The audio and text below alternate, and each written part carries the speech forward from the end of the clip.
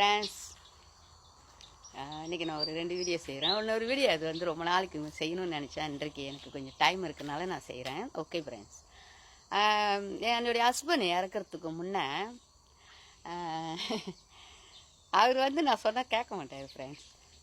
யாரை நம்பணும் யாரை நம்பக்கூடாதுன்றது வந்து அவருக்கு தெரியாது. அவர் எல்லாத்தையுமே நம்புவார். யாராவது அன்பு கொடுத்துட்டாங்கன்னா அப்படியே பாஞ்சிருவார். இப்படி சில காலகட்டத்தில் வந்து ஒரு வாரம் இருக்கிறப்ப, அவர் இறக்க ஒரு வாரம் இருக்கிறப்ப, அவர் ஒரு வீட்டுக்கு கூட்டிகிட்டு போயிட்டு, இவர் என் தம்பி தோல் மேலே கை போட்டு, ஏன் செத்துட்டேன்னா உனக்கு இவங்க இருக்காங்க, இவங்க உன்னை பார்த்துக்குவாங்க அப்படின்னு சொல்லி ரொம்ப அன்பாக அங்கே இருந்தார். அது எப்பயுமே அவங்க 2 பேரும் ரொம்ப அன்பாக இருக்கிறவங்க. என் வீட்டுக்காரர் இருப்பார் ரொம்ப அன்பாக. என் வீட்டுக்காரர் ரொம்ப நம்புவார்ல. அப்படி இருக்கிற காலகட்டத்தில் ஒரு வாரம் அது இறந்துட்டார் ஃப்ரெண்ட்ஸ். சொன்ன மாதிரியே இறந்துட்டார். எனக்கு என்ன செய்யணுன்னே தெரியல. அப்போ என் பிள்ளைங்களாம் சின்ன பையனுங்க தான். அப்போ ஒரு 30 நாள் விளக்கு போட்டுட்டு நான் நேராக சூறா எடுத்துக்கிட்டு ஆஃபீஸுக்கு போனேன். இந்த மாதிரி என்னுடைய ஹஸ்பண்ட் வந்து லோரியில் போய் இறந்துட்டார். லோரியில் போயிட்டு அவர் நெஞ்சு வலிக்கும் இறங்கி அவர் ஹாஸ்பிட்டலுக்கு போனார். சிரம ஹாஸ்பிட்டலில் அங்கே இறந்துட்டார். எனக்கு எந்த ஒரு உதவியும் இல்லை. அவர் அந்த லோரியில் தான் அவர் வேலை செஞ்சாருன்னு சொன்னேன். உடனே அவருங்க என்ன சொன்னாங்கன்னா, நீங்கள் அந்த கம்பெனியோடையும் அந்த லோரி நம்பரும் கொடுங்கன்னாரு.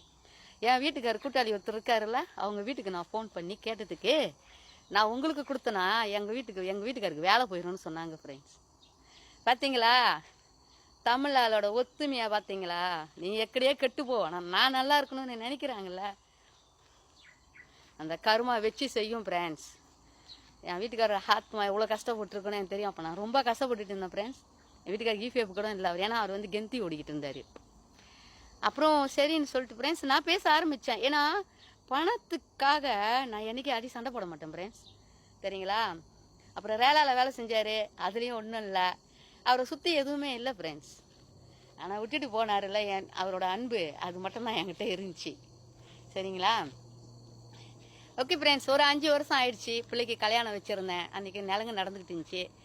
அந்த வீட்டிலேருந்து அவங்க மனைவி வந்து எவ்வளோ பெரிய துண்டு சூறா கொடுத்து 5 வருஷம் சென்று கொண்டு போயிட்டு ஆஃபீஸில் கொடுங்க, அந்த கம்பெனிக்கிட்ட சூ பண்ணலான்னு. நான் தான் படிக்கலையா, நான் நேராக எடுத்துகிட்டு ஆஃபீஸுக்கு போன கையோட அந்த விளக்காரர் என்னை அப்படியே பார்த்தார் அந்த ஐயா.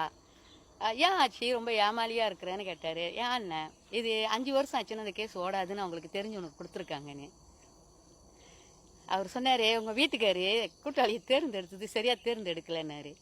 இன்றைக்கு நான் 5-6 பிள்ளைங்களையும் கல்யாணம் பண்ணி கொடுத்து சொந்த வீட்டை காசு கட்டி முடித்து காரியங்கள்லாம் விட்டுட்டு போனார். எல்லாத்தையும் முடித்து கொடுத்துட்டு இன்றைக்கி நான் ஒரு 60-70 பிள்ளைங்களுக்கு சாப்பாடு கொடுக்குறேன் ஃப்ரெண்ட்ஸ். வேலை செஞ்சு காசுக்காக நான் சண்டை போட மாட்டேன் ஃப்ரெண்ட்ஸ்.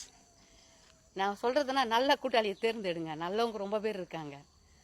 எங்கள் வீட்டுக்கார மாதிரி இருக்காதீங்க. இப்போ நினச்சா கூட மனசு அவ்வளோ வலிக்கும். கருமானு ஒன்று இருக்குல்ல, நாம் செய்கிறத நம்ம பிள்ளைங்களுக்கு போய் செய்கிறோம். நம்பிக்கை துரோகம் செய்யக்கூடாது ஃப்ரெண்ட்ஸ். நீங்கள் எப்படியே போங்கன்னு விட்டுட்டாங்கல்ல, அது என் வீட்டுக்காரர் போட்டு பார்க்குறப்பெல்லாம் சொல்லுவேன். பாய் ஃப்ரெண்ட்ஸ், பாய்.